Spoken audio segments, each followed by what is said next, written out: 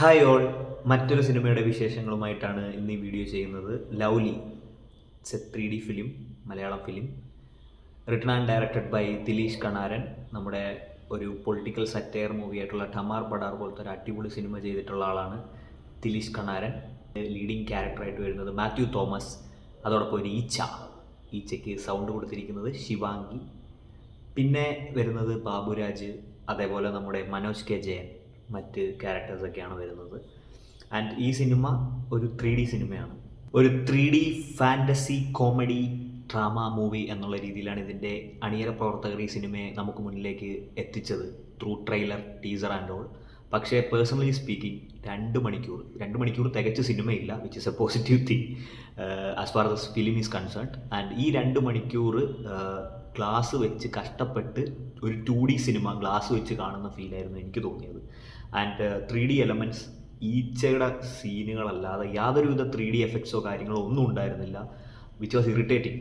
കാരണം ഞാൻ കണ്ണാടി മാറ്റി വെച്ച് കഴിഞ്ഞാൽ എനിക്ക് ബ്ലറായിട്ടാണ് കാണുന്നത്. അപ്പോൾ കണ്ണാടി വെച്ച് സഹിച്ചിരുന്ന് കാണേണ്ട അവസ്ഥയായിരുന്നു. എക്സെപ്റ്റ് ദാറ്റ് ആ ഈച്ചയുടെ കുറച്ച് ഭാഗങ്ങൾ, അത് കഴിഞ്ഞ് കഴിഞ്ഞാൽ ഇതിൽ യാതൊരുവിധ 3D എഫക്ട്സോ കാര്യങ്ങളോ ഒന്നുമില്ല. Just a raw 2D film, to be honest. And ഈ സിനിമയിലേക്ക് വരുമ്പോൾ പേഴ്സണലി സ്പീക്കിംഗ് എനിക്ക് വളരെയധികം നിരാശയാണ് സിനിമ സമ്മാനിച്ചത്. കാരണം ഈ സിനിമയ്ക്ക് നോർമൽ ടിക്കറ്റിങ്ങിനേക്കാൾ ഒരു 30 രൂപ കൂടുതലാണ്, ബിക്കോസ് 3D ആയതുകൊണ്ട്. പക്ഷേ എന്നാൽ യാതൊരുവിധ 3D എഫക്ട്സോ കാര്യങ്ങളോ ഒന്നുമില്ല. മാറ്റി നിർത്തി കഴിഞ്ഞാൽ യാതൊരുവിധ ഇമോഷണൽ കണക്റ്റ് ഈ സിനിമ തരുന്നില്ല എന്നുള്ളതാണ്. അതായത് കുറേ സീൻസ് എടുത്തു വെച്ചിട്ടുണ്ട്, പക്ഷേ പ്രേക്ഷകരെ ഇമോഷണലി കണക്ട് ചെയ്യാനായിട്ട് ഇത് ഭയങ്കരമായിട്ട് സ്ട്രഗിൾ ചെയ്യുന്നു. ഈ ഒരു സ്ക്രീൻ പ്ലേ ആയിക്കോട്ടെ, അല്ലെങ്കിൽ ഡയറക്ഷൻ ആയിക്കോട്ടെ, and even performance side. Mathew Thomas നല്ല രീതിയിൽ വർപ്പിച്ചിട്ടുണ്ട്. മാത്യു തോമസിൻ്റെ ബ്രൊമാൻസ് കഴിഞ്ഞതിന് ശേഷം ആ ക്യാരക്ടറിൽ നിന്ന് പുള്ളി വിട്ടിട്ടില്ല എന്ന് തോന്നുന്നു. ബോണി എന്നാണ് പുള്ളിയുടെ ക്യാരക്ടറിൻ്റെ പേര്. ബോണി എന്ന് പറയുന്ന ക്യാരക്ടർ നമ്മളെ ഇമോഷണലി കണക്ട് ചെയ്യാൻ വേണ്ടി സ്ട്രഗിൾ ചെയ്യുന്നതാണ് ഒരു സിനിമ തുടങ്ങിയ ഒരു 10-20 മിനിറ്റിന് ശേഷം കാണുന്നത്. ആൻഡ് കുറേ സീനുകളിൽ ഇയാൾ ടെമ്പറും കാര്യങ്ങളും ഒക്കെ, അല്ലെങ്കിൽ പുള്ളിയുടെ ഈ ഹൈപ്പർ ആയിട്ടുള്ള ആക്ഷൻസ് കാണിക്കാൻ വേണ്ടി കിടന്ന് അലറുന്നുണ്ട്, എന്തൊക്കെയോ കാണിക്കുന്നുണ്ട്. അതായത് തലയ്ക്ക് കൈവച്ചിട്ടോ അവിടെ ബെഡ്റൂമിലൊക്കെ ഇരുന്ന് കാണിക്കുന്നത് കണ്ടു കഴിഞ്ഞാൽ സത്യം പറഞ്ഞാൽ ഒരു വികാരമില്ലാത്തൊരു എന്താ പറയുക സ്റ്റില്ലായിട്ടാണ് ഞാനും എൻ്റെ കൂടെ തിയേറ്ററിലുണ്ടായിരുന്ന പല ആൾക്കാരും ഇരുന്നിരുന്നത്. ഇത് ഒരു 3D പടം, ഒരു ഈച്ച പ്രധാന ക്യാരക്ടറായിട്ട് വരുന്ന പടം. സ്വാഭാവികമായിട്ടും തിയേറ്ററിൽ കൂടുതലും കുട്ടികളുമായിട്ട് വന്ന ഫാമിലി ഓഡിയൻസൊക്കെ ആയിരുന്നു കൂടുതലുണ്ടായിരുന്നത്. പക്ഷേ ആദ്യത്തെ ഒരു 30-40 മിനിറ്റിൽ ഇതിൽ യാതൊരുവിധ സാധനവും ഇല്ല. ഇതിലിരിക്കുന്ന കണ്ടു കഴിഞ്ഞാൽ ആൾക്കാർ തലയ്ക്ക് കൈവെക്കുന്ന പോലത്തെ സീനുകളാണ് ഇതിൽ ആദ്യത്തെ ഒരു 30-40 മിനിറ്റ് പോകുന്നത്. പിന്നീട് ടുവേർഡ്സ് ഒരു ഇൻ്റർവെല്ലിനൊക്കെ മുന്നേറ്റാണ് നമ്മുടെ ഈച്ച എന്ന പ്രധാന കഥാപാത്രം ഇതിലേക്ക് വരുന്നത്. അവിടെ പിന്നെ കുറച്ച് ഈ പറഞ്ഞ കണക്ക് ഈച്ചയുടെ കുറച്ച് CGI works which was good. And അങ്ങനെ പോകുന്നുണ്ടെങ്കിലും പിന്നീട് അങ്ങോട്ട് വെറുപ്പിക്കലാണ്. അതായത് ഈച്ചയുടെ പേരാണ് ലവ്ലി. ഇതിൻ്റെ അകത്ത് ഏറ്റവും കൂടുതൽ തലവേദന എടുപ്പിച്ചതെന്ന് വെച്ചാൽ ലവ്ലി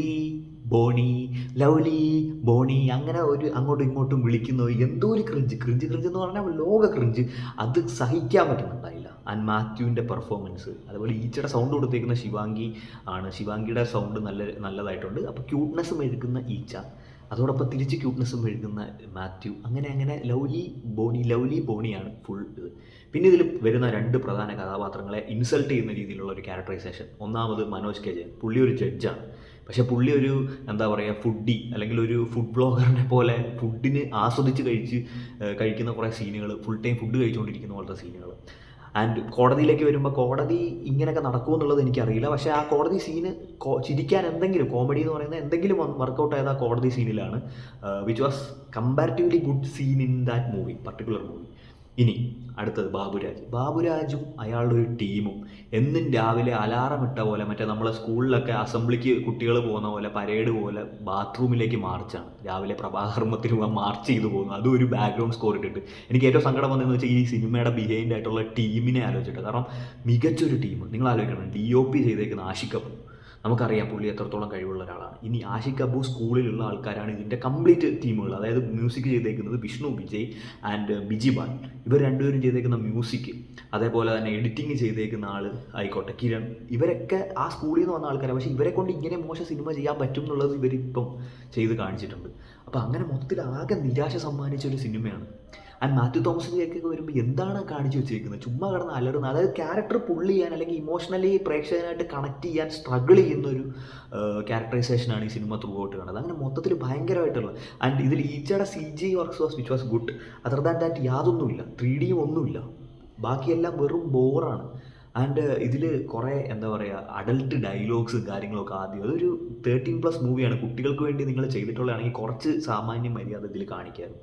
അതർ ദാൻ ദാറ്റ് ഇതിൽ യാതൊരുവിധ ടേക്ക് അവേ ഇല്ല. ഭയങ്കര ഡിസപ്പോയിൻറ്റിംഗ് ആയിട്ടാണ് ഞാൻ തിയേറ്ററിൽ നിന്ന് ഇറങ്ങി വന്നത്. 1.25 മണിക്കൂർ 1 മണിക്കൂർ 50 മിനിറ്റ് കഷ്ടിച്ചേ ഉള്ളൂ. പക്ഷേ അത്രയും നേരം സഹിച്ചിരുന്ന് കാണേണ്ട ഒരു എക്സ്പീരിയൻസ് ആയിരുന്നു ലവ്ലി. ആൻഡ് നമുക്കറിയാം രാജമൗലി പോലത്തെ ആൾ വളരെ നല്ല രീതിയിൽ അല്ലെങ്കിൽ ഈഗ എന്ന് പറയുന്ന തെലുങ്ക് സിനിമ എടുത്തു വെച്ചിട്ടുണ്ട്. അതിൻ്റെ അകത്തെന്ന് പറഞ്ഞാൽ നമുക്ക് ആ ഒരു ഒരു ഈച്ചയും അതേപോലെ ഈ പറഞ്ഞ നായകനുമായിട്ടുള്ള ഒരു ഇമോഷണൽ സീൻസ് അല്ലെങ്കിൽ ഇമോഷണലി കണക്ട് ചെയ്ത് വെച്ചേക്കുന്നതുകൊണ്ട് തന്നെ നമുക്ക് പറയാൻ പറ്റും ഇതിങ്ങനെ ആവശ്യമുണ്ട് അല്ലെങ്കിൽ ഈച്ചയുടെ പ്രതികാരം അങ്ങനെയൊക്കെ ഉണ്ട്. പക്ഷേ ഇതിൽ യാതൊരുവിധ കണക്ഷനും ഇല്ല. ഈച്ചയും മെയിൻ ക്യാരക്ടറായിട്ടുള്ള മാത്യുവായിട്ട് വരുന്ന ആ ഒരു ബന്ധത്തിന് ഒന്നും ഒരു ഇതില്ല, ബേസില്ല. വെറുതെ വന്നു പോകുന്നു, അവർ ഫ്രണ്ട്സ് ആവുന്നു, പിന്നീട് അത് റിലേഷൻഷിപ്പ് പോലെയൊക്കെ ഈച്ചയില്ലാതെ ഈച്ച മിസ് ചെയ്യുന്ന മാത്യു അങ്ങനെ കുറേ സീൻസ് ചുമ്മാ എടുത്ത് വെച്ചിട്ട് എന്തൊക്കെയോ കാണിച്ചു വെച്ചിട്ടുണ്ട്. Totally disappointing. ഇതാണ് എൻ്റെ എക്സ്പീരിയൻസ്. എനിക്ക് വളരെയധികം സങ്കടമുണ്ട് ഈ സിനിമ കണ്ടതിന് ശേഷം. സങ്കടത്തോടു കൂടിയാണ് ഞാൻ ഇറങ്ങിയത്. ഒരു മലങ്കൾട്ട് മൂവിയായിട്ടാണ് എനിക്ക് ഫീൽ ചെയ്തത്. പിന്നീട് ഇത് ഇനി ഒരു റീവിസിറ്റ് ചെയ്യാനേ തോന്നാത്ത രീതിയിൽ ആണ് എനിക്ക് ഈ സിനിമ ഓവറോൾ അനുഭവം തന്നത്. Thank you.